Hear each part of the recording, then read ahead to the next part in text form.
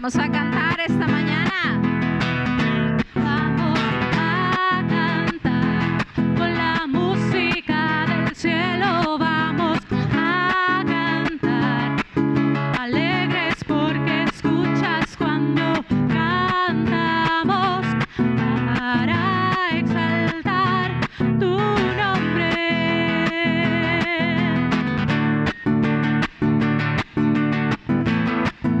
Así es. Amamos todo de ti, cielo y tierra te adoran, los reinos se rinden, Hijo de Dios, tú eres por quien vivimos hoy. Vamos a cantar con la música del cielo, vamos a cantar alegres porque escuchas cuando cantamos para exaltar tu nombre.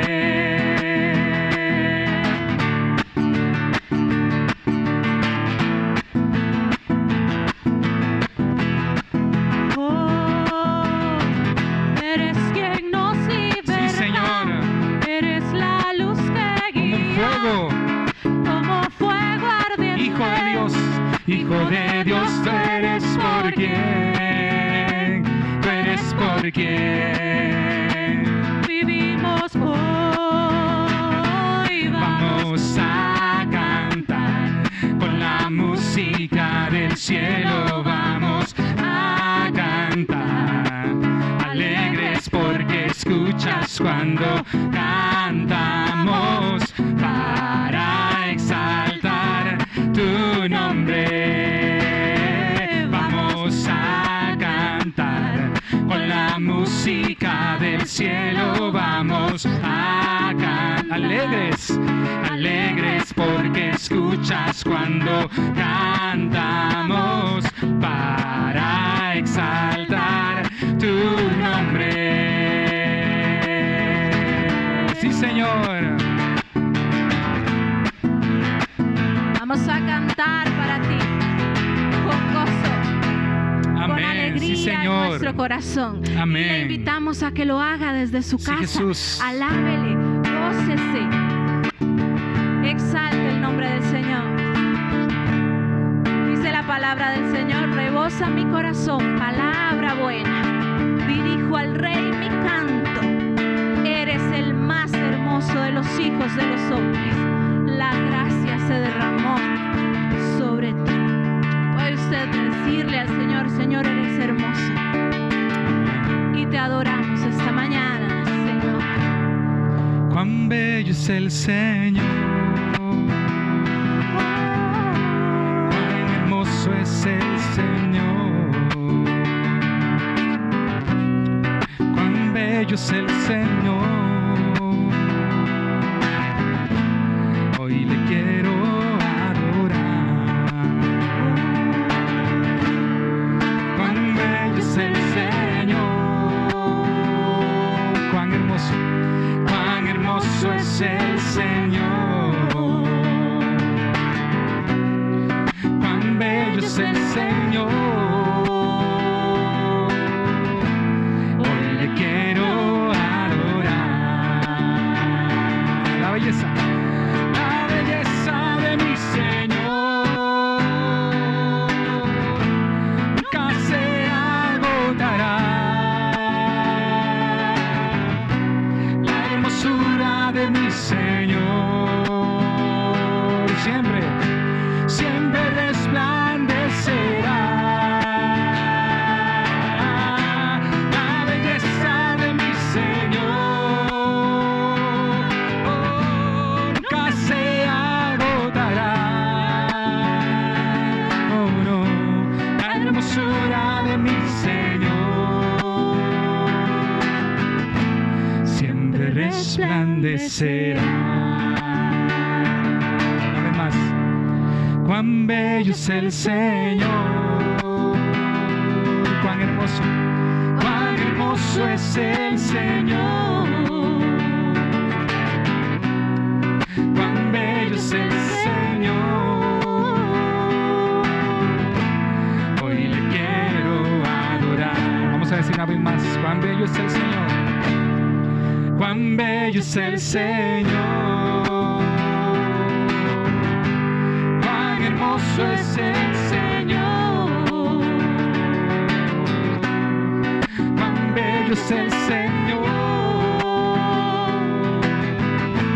Hoy le quiero adorar. La belleza de mi Señor nunca se agotará. La hermosura de mi Señor siempre resplandecerá.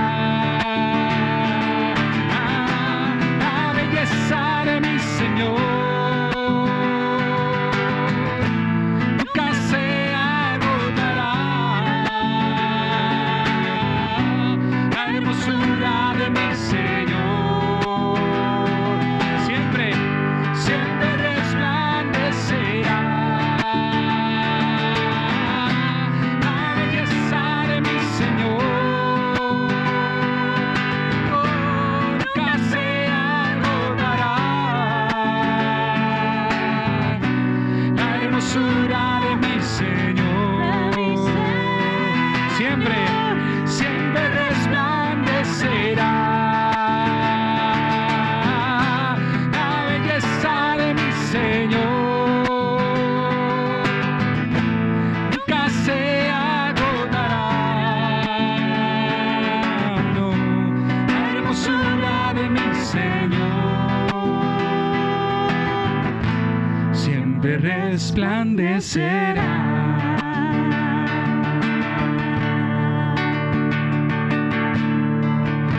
Sí, Señor, tú eres hermoso, Dios. Tú eres exaltado sobre todo, Señor. En este día entregamos toda nuestra vida, Señor, nuestro espíritu, nuestra alma, nuestro cuerpo, nuestros pensamientos, Señor, por completo a ti, Señor, para que tu Espíritu Santo inunde nuestros corazones, Dios, y podamos ser tuyos, Señor. Enamóranos más de ti, Señor. Queremos conocerte cada día más, Señor. Quiero entregarte mis sueños, tu voluntad hacen ellos. Mi corazón te lo entrego. Enamórame de ti. Quiero aprender a escucharte. Quiero saber qué es amarte, de tu verdad, Señor, de tu verdad yo saciarme. Dile a él, enamórame. Enamórame de ti, Señor. Que tu presencia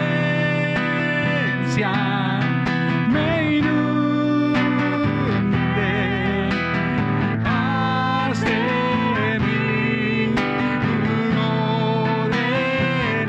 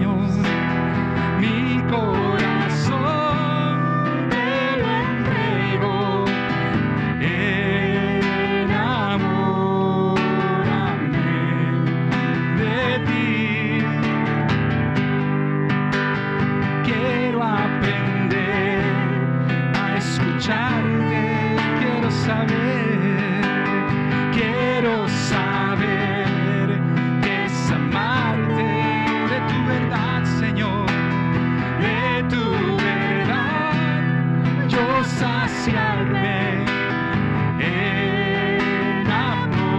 Enamórame de ti, Señor, que tu presencia me inunde, haz de mí uno de nuevo, cámbiame, renuévame,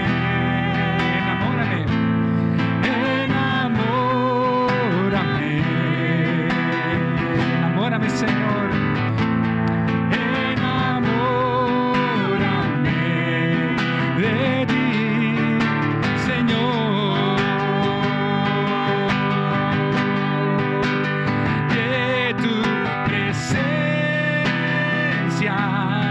me inunde, haz de mí uno de nuevo, cámbiame, renuévame, enamórame, sí, Señor,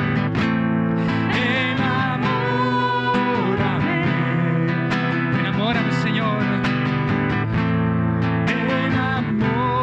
enamórame de ti.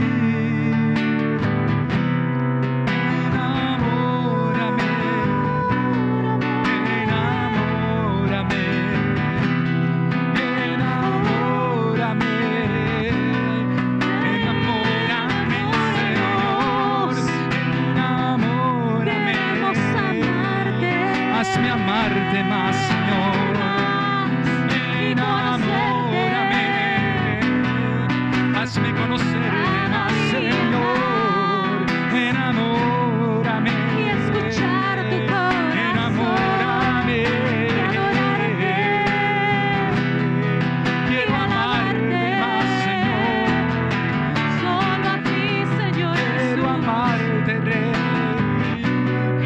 Conocerte, Dios. Enamórame,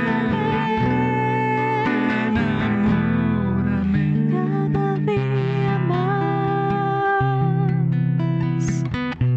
Queremos amarte más, Señor. Conocerte más, Señor. A ti, Señor. Solo es tu poder, Señor.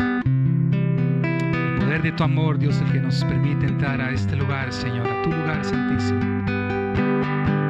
Y adorarte, Señor. Bendecirte, Dios. Solo es tu abrigo, Señor. Solo es tu protección la que nos cubre, Dios.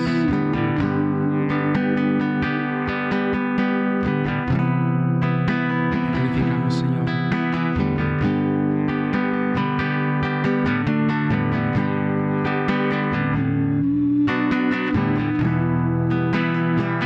Te adoramos, Jesús. Tu presencia, Señor, y tu poder esté sobre nosotros, Señor.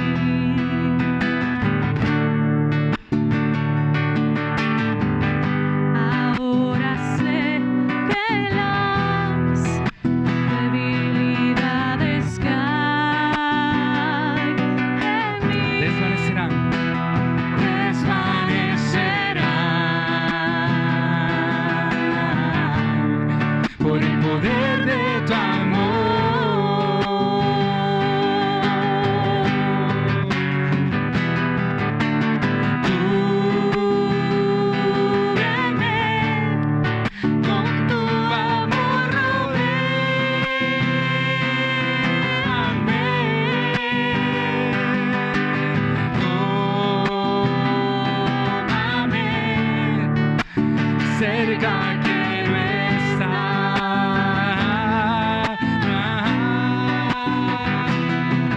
Y al esperar nuevas fuerzas yo tendré y me levantaré como las águilas por el poder de tu amor.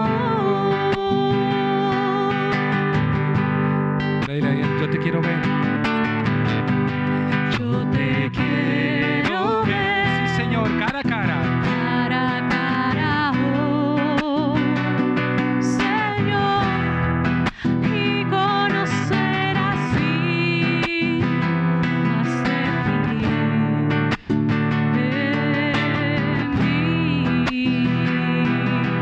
Prepárame, Señor. Prepárame, Señor, Ahora solo quiero hacer tu voluntad, Dios. para hacer tu voluntad, viviendo cada día Por el poder de tu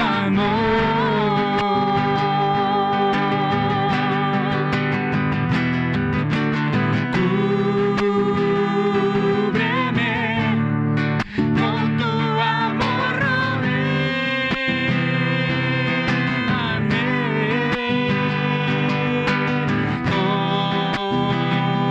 Tómame, cerca quiero estar.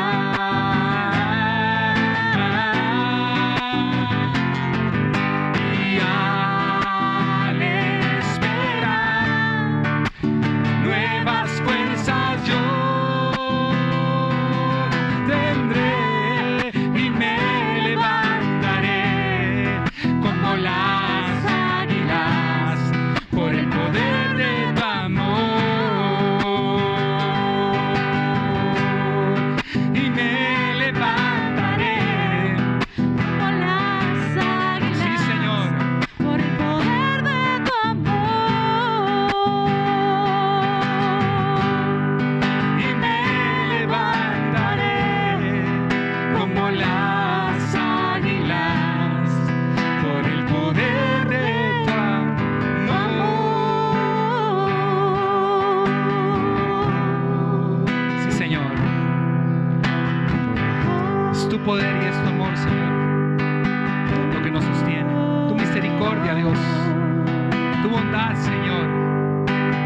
Tu diestra no se ha cortado para nosotros, Dios de gloria. Tú siempre has estado allí, Señor, aún en estos tiempos de tribulación, aún en estos tiempos de angustia, Dios. Tu brazo no se ha cortado para nosotros, Dios. Tú nos rodeas, Señor. Nos cubre, Dios. Estamos escondidos en ti, Señor. Te amamos, Señor.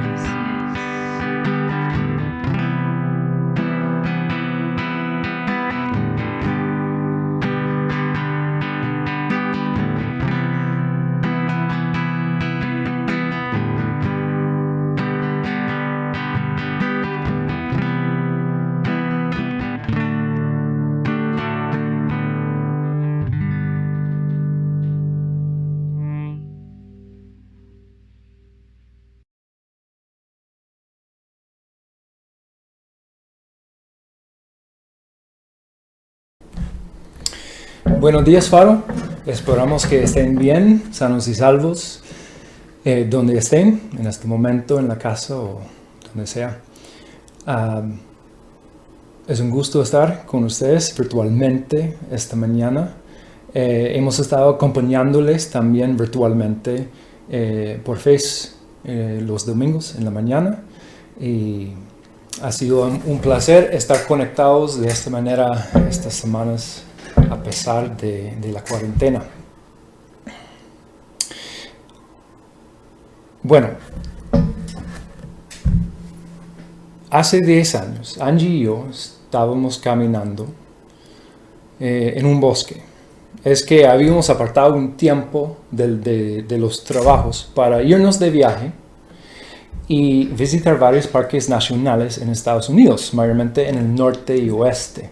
Entonces estábamos caminando en el parque Yellowstone esa tarde y había una montaña grande a la par de la carretera y quisimos caminar ahí por el bosque alrededor de esta montaña. Entonces yo tenía un mapa para guiarnos y saber más o menos dónde iba el sendero, porque teníamos una meta de seguir el sendero cierta distancia y desviarnos y regresar al carro. Entonces empezamos la caminata y de repente, justo después de empezar en el sendero, vimos un rótulo y decía, cuidado, aviso que por esta zona se ha visto últimamente unos osos. Y no simplemente unos ojos, sino una mamá con unas crías. Entonces quería avisar a toda persona que entraba ahí que había cierto grado de peligro. Entonces, mientras caminábamos por el sendero, intentábamos hacer un poco de ruido, porque eso espanta a los osos, aparentemente. Entonces habíamos hablado de comprar una cosa para siempre estar sonando, un timbre para estar sonando mientras caminábamos, pero no lo teníamos. Entonces hablábamos mientras caminábamos por el sendero en el bosque. Habíamos ido unos 2 kilómetros tal vez y me di cuenta que el mapa que tenía no estaba de acuerdo con lo que veíamos en el sendero. O sea, no había visto ese punto de desvío. Siempre estábamos ahí a la par de la montaña, a la par de la carretera, pero ya largos del carro. Pero siempre con esperanza continuábamos caminando, no regresando al carro, sino pensando, bueno, según el mapa, si continuamos caminando, vamos a llegar a la carretera. Entonces, así sabremos cómo llegar de nuevo al carro, porque devolvernos fue mucho más largo. Pero nos surgió la pregunta, ¿dónde está el sendero correcto o el camino correcto? No estábamos seguros si habíamos perdido algo o no. Bueno, sabíamos, el destino que queríamos, a que queríamos llegar, el carro, ¿verdad? Pero había otro destino ahora. No toparnos con los osos para evitar el peligro de esto. Entonces, no estábamos seguros del camino y había como 2 destinos: llegar al carro, pero aún más importante, sanos y salvos de los osos. Esta mañana vamos a ver la escritura en el Evangelio de Juan, capítulo 14. Y vamos a ver un poco sobre este camino y este destino. Bueno, para que pueden ubicarse en este libro, claro que el autor es Juan, el que también escribió las cartas de Juan y también el Apocalipsis. Y digamos que un mensaje principal de este evangelio es que Jesús es Dios. Desde el puro principio del evangelio, en Juan 1, donde dice, en el principio ya existía el verbo y el verbo estaba con Dios y el verbo era Dios. Juan quiere contarnos, Jesús es Dios. Y a lo largo del evangelio, él enfatiza esta idea. Pues este es un mensaje principal. Podemos ver que hay unas divisiones en el evangelio, que en el principio hay un prólogo a que pertenece a estos primeros versículos. Después Juan nos cuenta sobre los actos milagrosos de Jesús y también la enseñanza. Entonces, encontramos que Jesús sana al hijo de un funcionario. Vemos que Jesús habla con la mujer samaritana también. Vemos que Jesús es el pan de la vida. Que Jesús alimenta los 5,000.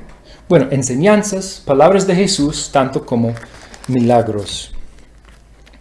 Pero hay una división ahí en el Evangelio, ahí por el capítulo 13, 14, en que el enfoque cambia.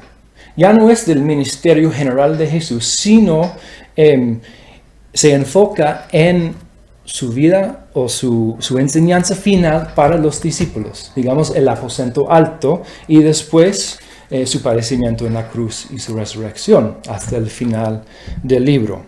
Entonces, estamos en Juan capítulo 14, donde empieza su discurso del aposento alto.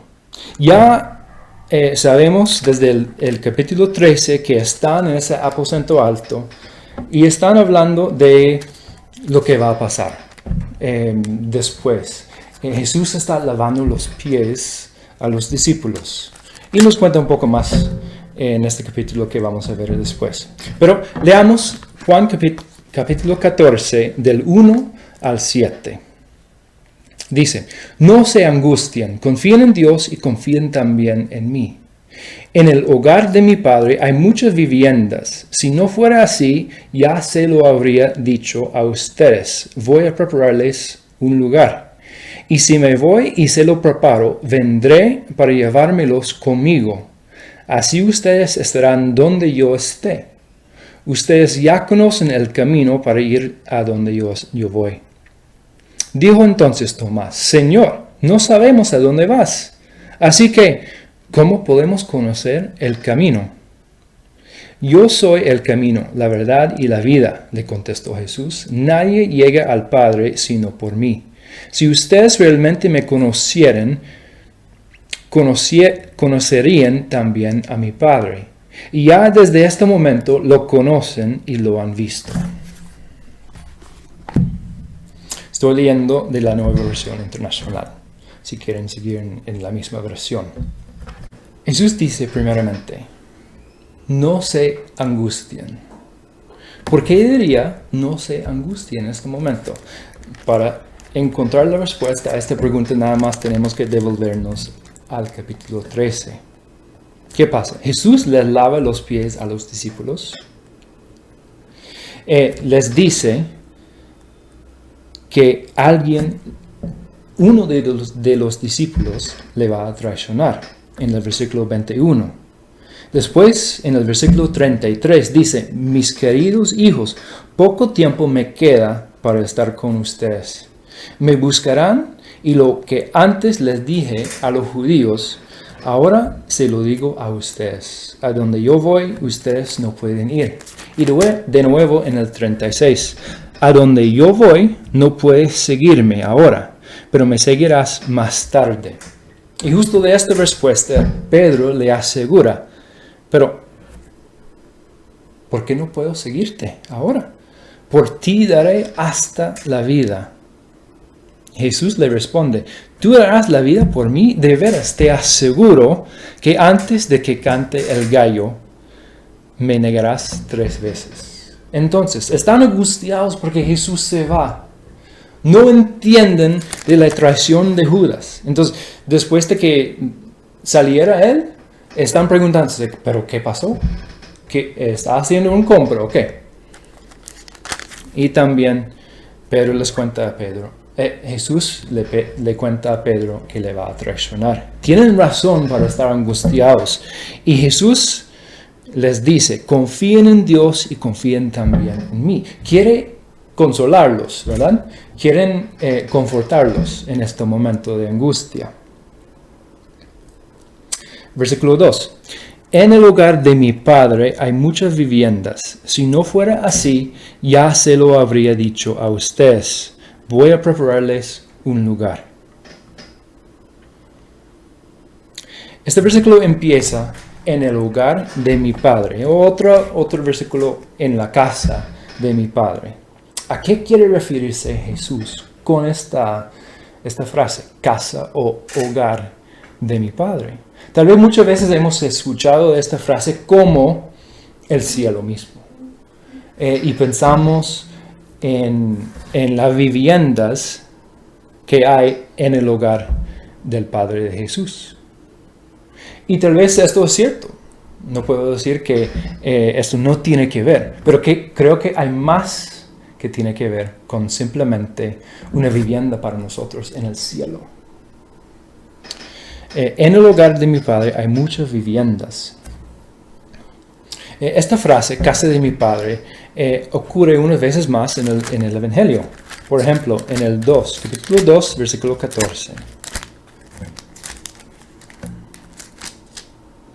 Empezando en el 13. Cuando se aproximaba la Pascua de los judíos, subió Jesús a Jerusalén. Y en el templo halló a los que vendían bueyes, ovejas y palomas, e instalados en sus mesas a los que cambiaban dinero. Entonces, haciendo un látigo de cuerdas, echó a todos del templo juntamente con sus ovejas y sus bueyes. Regó por el suelo las monedas de los que cambiaban dinero y derribó sus mesas. A los que vendían las palomas les dijo: saquen esto de aquí.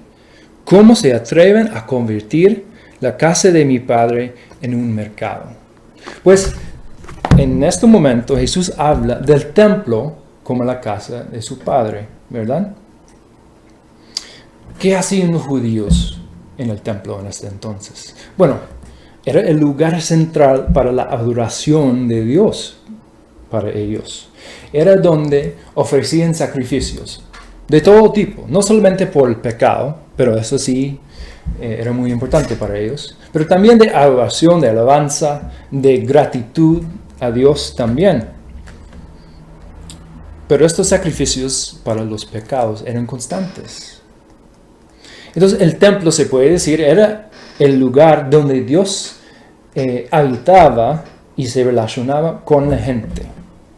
Bueno, vemos eso aún más claramente en el Antiguo Testamento, en el primer templo, que Dios desciende para estar con su gente.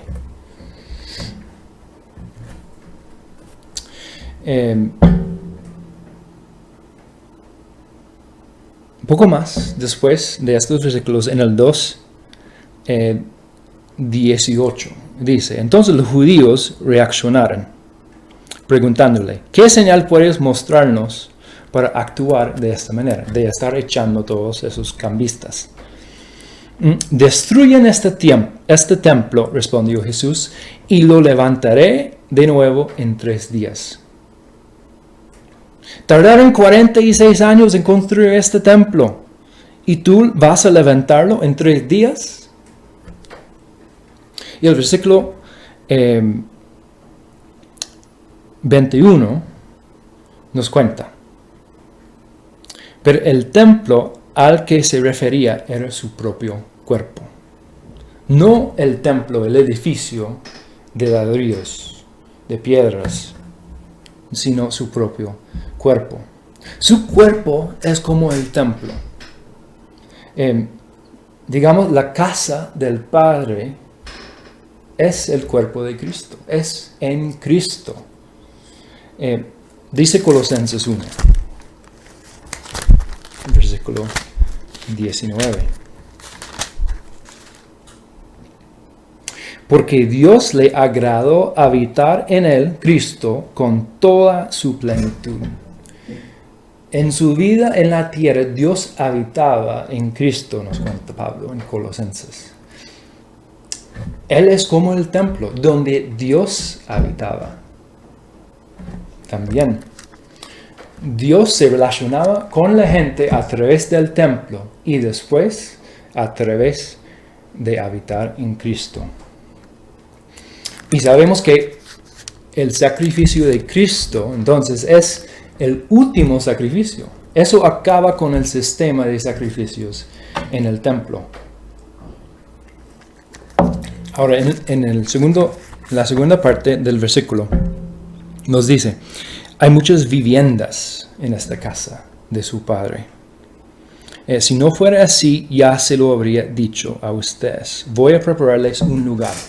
Y cuando vemos voy a prepararles un lugar y eso de viviendas, podemos pensar en la misma cosa. Él está hablando de la misma cosa, con viviendas y un lugar. Creo que siempre desde niño me ha preguntado, pues, ¿qué está haciendo Jesús en el cielo? Era carpintero, ¿verdad? Entonces está ahí volando un martillo, construyendo una casa para nosotros. A veces este versículo se ha traducido como que hay mansiones que Cristo está preparando para su pueblo. Está volando un martillo, construyendo. Es como un diseñador de interiores. ¿O qué está haciendo para prepararnos un lugar? ¿Qué quiere decir?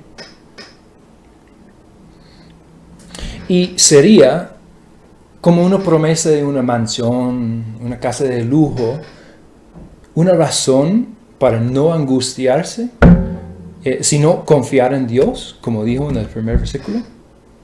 No creo que sea tan simple.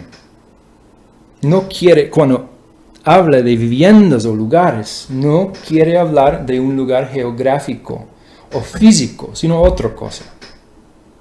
Bueno, hay otro pasaje en Juan que habla de una casa que nos puede iluminar el uso de la palabra. En el 8:34. Está hablando a unos judíos que habían creído en él. Les dice, ciertamente les aseguro que todo el que peca es esclavo del pecado. Ahora bien, el esclavo no se queda para siempre en la familia o casa ahí. No queda para siempre en la casa. Pero el hijo sí se queda en ella para siempre. Así que si el hijo los libera, serán ustedes verdaderamente libres. El hijo se queda en la casa, el esclavo no. Una casa en esta época muchas veces se consistía en varias generaciones. Entonces, los abuelos estarían en la casa, los hijos hasta nietos. Una casa amplia para múltiples generaciones. Pero los esclavos no son de la familia, pues no tienen derecho de quedar parte de la familia para siempre, como los propios de la sangre de la familia. Hay otro significado de casa a veces que se ve en la Biblia, que no simplemente se refiere a un edificio en que estoy hablando en este momento, sino también se puede referirse a un linaje, una familia. Bueno, por eso usa la palabra familia. Las generaciones de hijo en hijo, en hijo, hija y hija, de una familia. Eso también es un uso de la palabra casa. Regresando a la imagen del templo.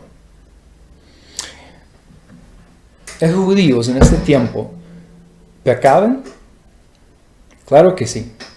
Eran pecadores tanto como nosotros hoy en día. Ellos tenían esa responsabilidad de hacer sacrificios en el templo para sus pecados, para librarse de los pecados. Seguían pecando, eran esclavos, como dice este pasaje, porque eran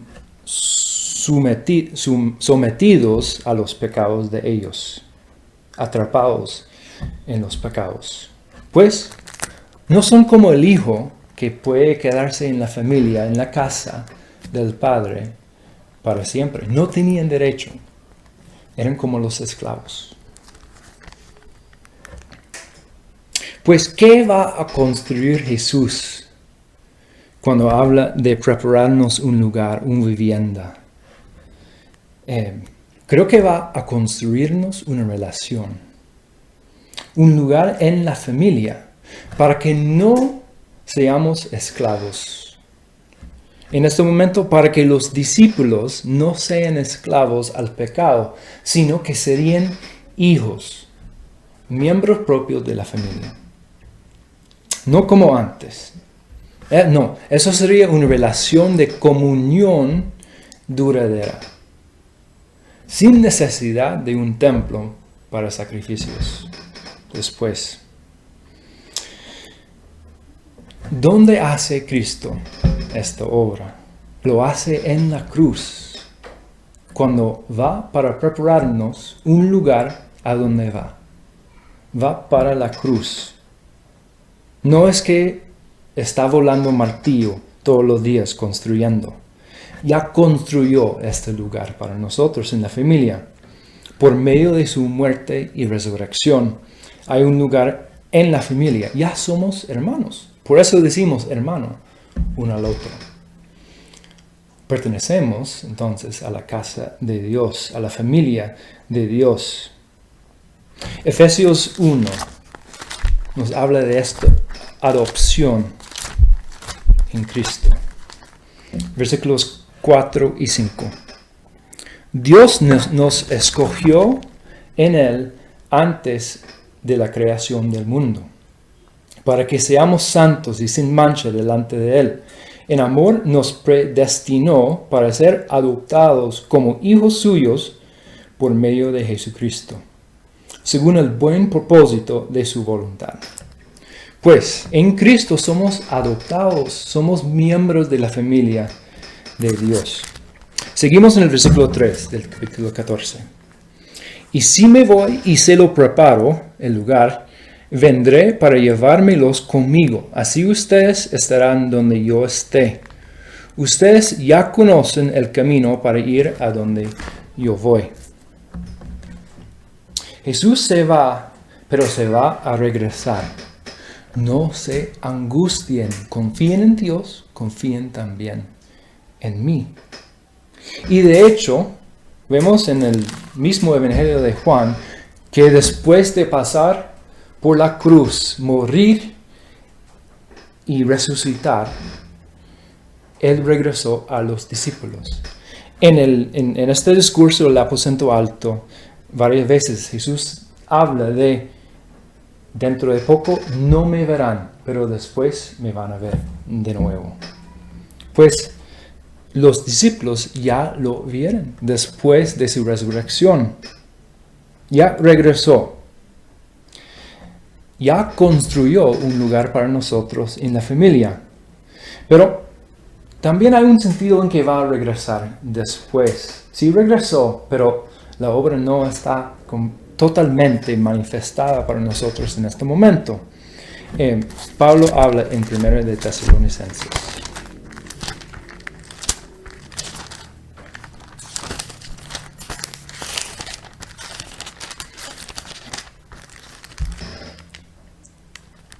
Primera de Tesalonicenses, capítulo 4.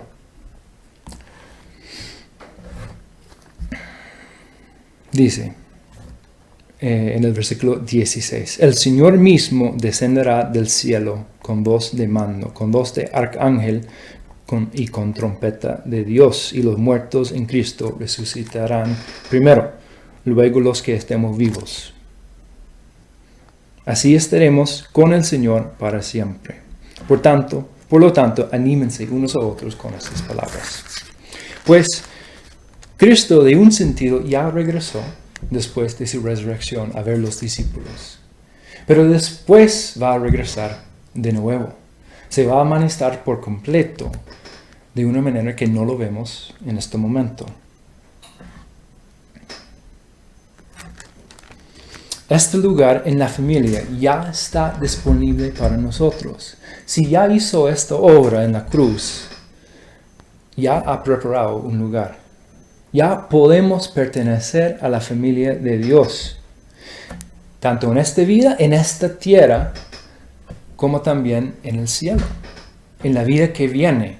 Entonces, cuando Jesús habla de confort a los discípulos, de confiar, de no angustiarse, es una cosa solamente para el futuro en el cielo. No, es para hoy.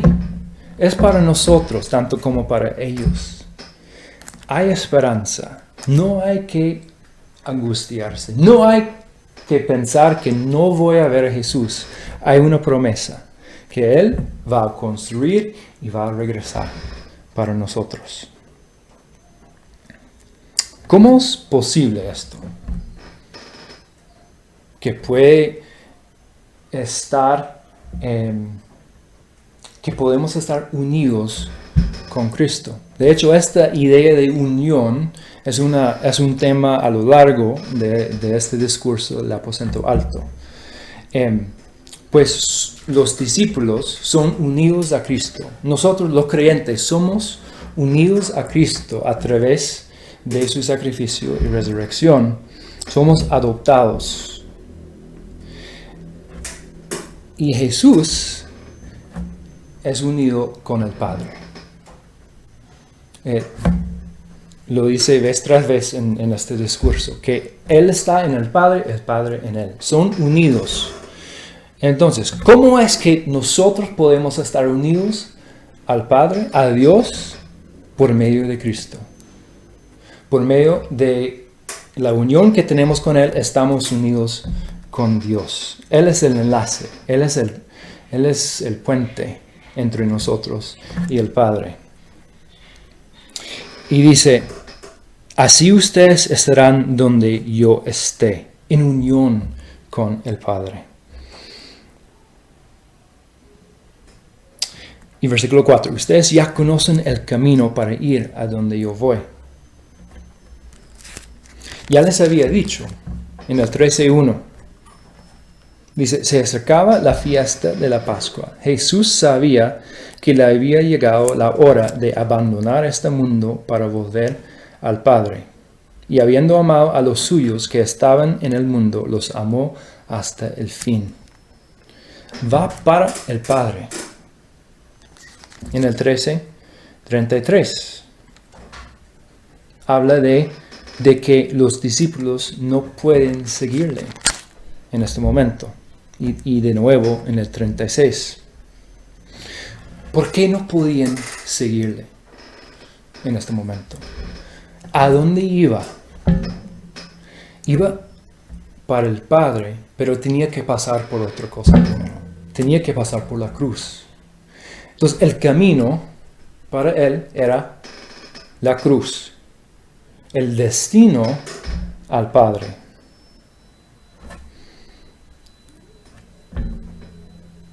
El camino para los discípulos no era a través de la cruz, de la misma manera. Jesús les había contado que iba a morir. También en el 12:32. Dice, pero yo, cuando sea levantado de la tierra, atraeré a todos a mí mismo. En el 33, con esto daba Jesús a entender de qué manera iba a morir. Pues iba a morir, iba a estar separados de ellos. Eso fue su camino. Pero los discípulos no podían seguirle de la misma manera. Versículo 5 hasta el 7. Dice, dijo entonces Tomás, Señor, no sabemos a dónde vas. Así que, ¿cómo podemos conocer el camino? Responde Jesús, yo soy el camino, la verdad y la vida. Nadie llega al Padre sino por mí. Si ustedes realmente me conocieran, conocerían también a mi Padre. Y ya desde este momento lo conocen y lo han visto. Tomás no entiende lo que Jesús quiere decir. No sabemos a dónde vas. ¿Cómo podemos conocer el camino a donde Él iba? Y Jesús clarifica en el versículo 6. Nadie llega al Padre sino por mí. El destino es el Padre y Jesús es el camino. El camino para Cristo es la cruz para llegar al destino del Padre, para estar en unión completa. El camino para los discípulos es Jesús para llegar al Padre. Son destinos iguales, pero caminos distintos. Entonces, ellos tenían que entender cuál es el destino del Padre. Y también tenían que conocer cuál es el camino. Cuál es tenían que entender cuál era el camino, Jesús, para ellos. Y también tenían que conocer cuál era el destino, el Padre. Y el versículo 7 nos indica, si ustedes realmente me conocieran, conocerían también a mi Padre. Y ya desde este momento lo conocen y lo han visto. Pues el conocimiento de Jesús nos lleva al conocimiento del Padre. ¿Por qué? La unión entre ellos. Estando Jesús y el Padre unidos y estando nosotros unidos a Cristo, estamos unidos al Padre. Jesús está en comunión completa con el Padre, en relación duradera. No se puede quebrar. Pues conocer y ver a Jesús para los discípulos era conocer al Padre a la vez.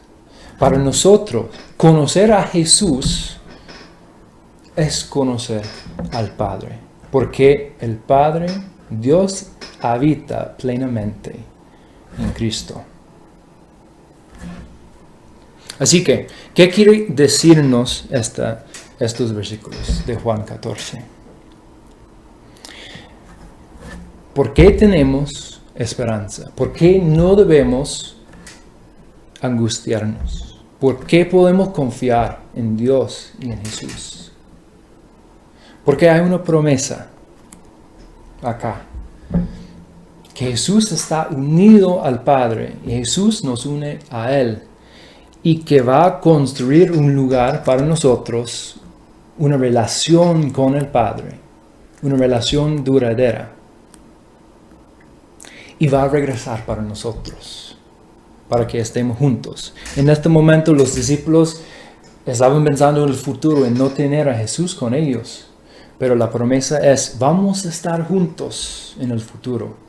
Esta separación no va a durar para siempre. Entonces, ¿cuál es el tesoro que estamos buscando o esperando a la luz de esta escritura? ¿Debemos estar esperando una mansión, una casa lujosa en el cielo? ¿Es ese el punto del pasaje? No creo. Lo que tenemos ya y nos espera también vale mucho más que las riquezas del mundo, de este mundo. Lo que tenemos en Cristo es la unión con Dios por medio de Jesús. Y si es cualquier otra cosa que Jesús que estamos esperando y buscando, tenemos la mirada desviada del tesoro verdadero. Jesús, Él es el enlace para la relación con el Padre, la manera de incluirnos en la familia de Dios. También vemos acá que la tristeza no es eterna, se convierte en gozo. ¿Qué es lo que nos preocupa hoy en día? Estamos todavía en este asunto del coronavirus. Estamos en las casas lo más posible, menos las personas que tienen que salir para el trabajo.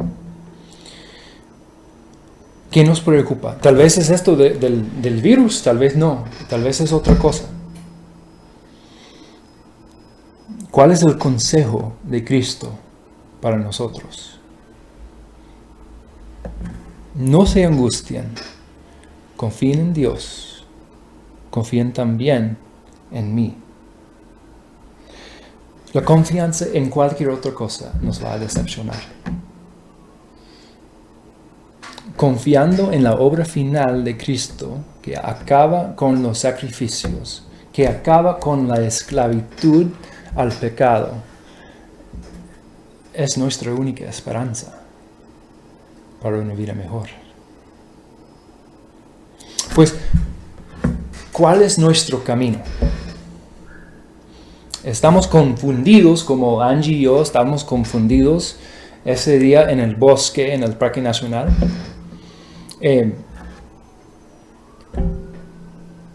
Sin saber cuál era el sendero correcto para llegar de nuevo al carro, enfrentando tal vez una amenaza que, gloria a Dios, no nos topamos con ningún oso ese día.